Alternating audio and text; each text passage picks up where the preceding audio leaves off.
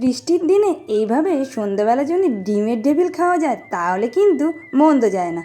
আজকে কিন্তু আমি নিয়ে এসেছি একেবারে ডিমের টেবিল, যেভাবে আমরা বিয়ে বাড়িতে খাই। তাহলে চলুন আজকের এই রেসিপিটা আপনাদের সাথে শেয়ার করি। তার জন্য আমি এখানে কিছু কুচে নিয়েছি, সেটা হচ্ছে ধনেপাতা কুচি, কাঁচা লঙ্কা না পাকা লঙ্কা কুচি, আর এখানে আদা কুচি, আর দিয়েছি পেঁয়াজ কুচি। আর এখানে আলু আর ডিম আলাদা করে সিদ্ধ করে নিয়েছি। প্রথমে আলুগুলো আলাদা একটা পাত্রে নিয়ে ভালো করে ম্যাশ করে নেবো, আর ডিমগুলোকে আমি অর্ধেক করে নেবো। আপনারা চাইলেন এটাকে কিন্তু আপনারা 4 ভাগেও ভাগ করতে পারেন, দোকানে কিন্তু 4 ভাগে থাকে। আর ডিমের পরিমাণ খুবই কম থাকে, যেহেতু আমি ঘরে করে খাচ্ছি তাই জন্য কিন্তু এখানে আমি অর্ধেক করে নিয়েছি। আর অর্ধেক ডিমের যে টেবিলটা না খেতে দুর্দান্ত লাগে।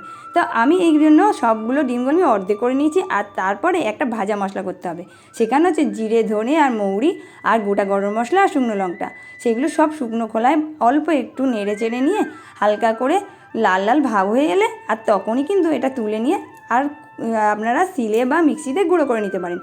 আমি এটা এভাবেই মিক্সিতে গুঁড়ো করে নিয়েছি। তারপরে পুরটা বানাবো, তার জন্য কড়াইতে তেল দিয়ে দিয়েছি। তেলটা গরম হয়ে এলে দিয়ে দেবো পেঁয়াজটা দিয়ে কিন্তু একটু লাল লাল করে ভাজতে হবে। আমি এখানে তেলটা গরম হওয়ার পরেই কিন্তু পেঁয়াজটা দিয়ে অনেকক্ষণ নাড়াচাড়া করে যখন লালচে ভাব এসে যাবে তখনই কিন্তু বাকি মশলাগুলো দিতে হবে। আর সত্যি কথা বলতে কি বলুন তো, ডিমের টেবিলের টেস্টটা না এই মশলার ওপরই নির্ভর করে। যে পুরটা বানানো হবে সেই পুরটা যদি ঠিকঠাক না হয় তাহলে কিন্তু ডিমের টেবিলটা খেতে ভালো লাগে না। এখানে কিন্তু লাল লাল হওয়ার পরে আমি এখানে আদা কুচি আর দিয়েছি কিন্তু জিরে বাটা আর কাঁচা লঙ্কা আর আদা বাটা। এখানে কিন্তু আমি আদাটা হালকা করে কুচি করে দিয়েছি যাতে টেস্টটা ভালো লাগে। আর অবশ্যই করে আদা বাটা দিতে হবে। আর আমি দিয়েছিলাম এখানে জিরে বাটা। সবটাই আমি বাটা মশলাই ইউজ করেছি, আপনারা চাইলে গুঁড়ো মশলাও দিতে পারেন। ভালো করে কষিয়ে নেওয়ার পরে যখন কাঁচা গন্ধটা চলে যাবে এখানে দিতে হবে সেই ভাজা মশলা, যে মশলাটা আমরা আগে একবার করে রেখেছিলাম। তারপরে হলুদ গুঁড়ো, লঙ্কার গুঁড়ো দিয়ে ভালো করে কষিয়ে নিতে হবে। মশলাটা যখন ভালো করে কষানো হয়ে যাবে আর তারপর যখন সমস্ত কিছুর কাঁচা গন্ধ চলে যাবে, এইবার সেই ম্যাশ করে রাখা আলুগুলো কিন্তু এর সাথে মিশিয়ে দিতে হবে। আর আলুগুলো মিশিয়ে কিন্তু খুব ভালো করে মশলার সঙ্গে এই পুরটা বানাতে হবে যাতে একেবারে মিশে যায় আলুর সাথে। যতক্ষণ না মিশছে পুরোপুরি এটা কিন্তু রেডি হবে না, তাই আলুটার সাথে সমস্ত মশলা এইভাবে নাড়াচাড়া করে মিশিয়ে দিতে হবে। এখানে কিন্তু শেষ নয়, এখানে আরও অনেক কিছু পড়বে। প্রথমে পড়লো নুন, কারণ আমি কিন্তু একবারও লবণ ইউজ করিনি, তাই এখানে স্বাদ মতন লবণ। আর দিতে হবে কিন্তু একটু ভাজা মশলা, মানে আমি যে ভাজা মশলাটা পুরের সময় দিয়েছিলাম এটা কিন্তু এখন একটু ইউজ করতে হবে। আর তখন দিয়েছিলাম অল্প, এইবার কিন্তু একটু বেশি পরিমাণ দিতে হবে যাতে স্মেলটা একটু ভালো আসে। আর সমস্ত ধনেপাতা কুচি, কাঁচা লঙ্কা কুচিগুলো দিয়ে আবার ভালো করে খুব ভালো করে মিশিয়ে নিতে হবে।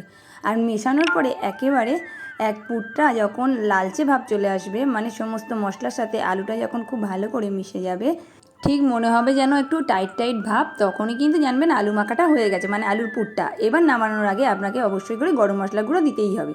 গরম মশলা গুঁড়ো দিয়ে একেবারে সব আবার ভালো করে মিশিয়ে কিন্তু এবার নামিয়ে নিতে হবে। দেখেছেন আমার পুরটা কিন্তু মধ্যে কোনো জল ভাব নেই, একেবারে আঠালো এবং শক্ত শক্ত। এইবার পুরটা হয়ে গেছে, এবার নামিয়ে নেবো। এইবার চলুন এবার দেবো ডিমের টেবিলের শেপ। তার জন্য আমি এখানে একটু কর্নফ্লাওয়ার, তাতে অল্প একটু জল দিয়ে গুলে নিয়েছি যাতে এখানে কোট করতে সুবিধা হয়। আর নিয়েছি এখানে ব্রেড ক্রাম্বস, আপনারা এখানে বিস্কুটের গুঁড়োও নিতে পারেন, বিস্কুটের গুঁড়ো বাড়িতে বানিয়েও নিতে পারেন। এইবার আমি একটা ডিমটাকে কিভাবে আমি টেবিলের শেপ দিচ্ছি এটা সচরাচর সবাই পারেন, আমিও তাই চেষ্টা করলাম। আর প্রথমবার ট্রাই করলাম তো তাই দেখতে এত সুন্দর হলো, আর ভাবতে পারিনি এত ভালোভাবে বানাতে পারবো। আর এখানে এই ব্যাটারের থিকনেসটা কিন্তু খুব পাতলা বা খুব ঘন রাখলে হবে না, নর্মালি একটা থিকনেস রেখে দিতে হবে যাতে ডবল কোট করার সময় এটা খুব ভালো করে মাখিয়ে নিয়ে ইউজ করা যায়। এবার আমি হাতের তালুতে আলুর পুরটা ভালো করে গোল করে নিয়েছি। এইবার গোল করে নিয়ে একটুখানি চ্যাপটা শেপ দিয়ে এর মাঝখানে বসিয়ে দেবো কিন্তু অর্ধেক ডিম। আমরা এখানে অর্ধেক ডিম ইউজ করছি, তাই জন্য আমার এখানে পুরটা বেশি লাগছে, কিন্তু যারা এই ডিমটাকে 4 ভাগে ভাগ করবেন তাদের কিন্তু পুরটা একটু কমই লাগবে। কিন্তু এই যেহেতু আমি অর্ধেক ডিম ইউজ করেছি, খেতে কিন্তু দুর্দান্ত লাগবে। ওপর থেকে আবার একটু আলুর পুর দিয়ে ভালো করে গোল করে শেপ করে নিয়ে হাত দিয়ে ঠিক ডিমের যে শেপটা হয় সেই ডিমের আকৃতির মতন হালকাভাবে আনতে হবে। খুব ভালো না হলেও ডিমের শেপ যদি লম্বাটে হয় তাই একটু লম্বা মতন করে দিলেই এটা ডিমের টেবিলের শেপ হয়ে যাবে। এইভাবে আমি সমস্ত টেবিলের শেপ দিয়ে নেবো একের পর এক। আর তারপরেই কিন্তু আমি কোট করা শুরু করব, তাই জন্য আগে আমি পুরে দিয়ে টেবিলের যে শেপটা প্রত্যেকটা ডিমে সবগুলো একসাথে রেডি করে নিচ্ছি। আপনারাও কিন্তু এইভাবেই করতে পারেন, বা আপনারা যদি মনে করেন একটার পর কমপ্লিট করে নিয়ে আবার একটা করবেন সেটাও করতে পারেন। তবে আমি একসাথে করে নিয়েছি। এইবার দেখুন এগুলো একেবারে ডিমের মতন দেখতে লাগছে না? এবারে আমি এগুলোকে যে কর্নফ্লাওয়ারের যে লিকুইডটা করেছিলাম তার মধ্যে কিন্তু আমি একটু করে মিশিয়ে দেবো, তাতে কিন্তু ব্রেড ক্রাম্বসটা লাগতে খুব সুবিধা হয়। প্রথমে আমি একটা ডেভিলে নিয়ে তাতে কর্নফ্লাওয়ারের মধ্যে ডুবিয়ে আর সেটা ব্রেড ক্রাম্বসের মধ্যে দিয়ে খুব ভালো করে কোট করে নেবো। আপনারা এটা একটা কোটও করতে পারেন, আমি কিন্তু এখানে ডবল কোট করেছি। ডবল কোট করলে কিন্তু খেতে যেমনই মুচমুচে হয় আর খুব ক্রিপসি হয়। তাই জন্যে এই ব্রেড ক্রাম্বসে যখনই ডেভিল বানাবেন, মানে যে কোনো জিনিসই, সেটা কিন্তু আপনারা ডবল কোট করার চেষ্টা করবেন। এইভাবে আপনারা ঘরেতে স্টোর করতে পারেন ফ্রিজে 2-3 দিনের জন্য। যখনই কোনো বাড়িতে কোনো গেস্ট আসবে আপনারা কিন্তু ঝটপট করে গরম গরম তেলের মধ্যে ভেজে একেবারে সার্ভ করতে পারেন, একেবারেই কোনো ঝামেলা ছাড়াই। তাই এই কোট করে রাখাটা কিন্তু কোনো প্রবলেমই নেই। আমার এখানে ডবল কোট করে নিচ্ছি। ডবল কোট করে নেওয়ার পরে চলুন ডাইরেক্ট তেলে যখন ভাজবো সেই প্রসেসে চলে যাব। তাই আমি এখানে একটা কোট করে আপনাদের দেখাচ্ছি, বাকিটা আমি পরে করে নিয়েছি। তারপরে কড়াইতে গরম তেল হয়ে গেলে ডুবো তেলের মধ্যে এইগুলোকে দিয়ে একটার পর একটা লাল লাল করে ভেজে নিতে হবে। আর অবশ্যই ভাজার সময় কিন্তু এই আগুনের ফ্লেমটা কিন্তু লোতে রাখতে হবে, তাহলে কিন্তু পুরো ভেতর থেকে এটা ক্রিপসিভাবে ভাজা হয়ে যাবে। আর আমি যদি আগুনের ফ্লেমটা জোরে দিয়ে দিই তাহলে ওপরটা পুড়ে যাওয়ার সম্ভাবনাটা খুব তাড়াতাড়ি থাকে।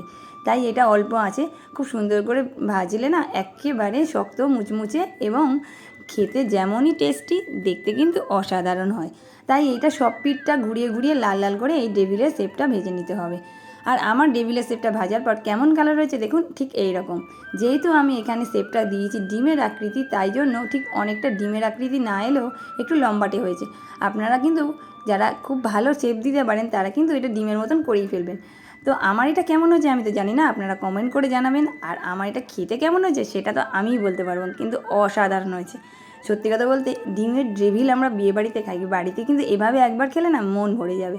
আজকের মতন ভিডিওটা এখানে শেষ করি। যদি ভালো লেগে থাকে তাহলে একটা ছোট্ট করে লাইক দিয়ে দেবেন। আর যারা ইউটিউব থেকে দেখছেন তাহলে একটা সাবস্ক্রাইব, আর যারা ফেসবুক থেকে দেখছেন তাহলে একটা ফলো করে পাশে থাকবেন। সবাই ভালো থাকবেন, সুস্থ থাকবেন।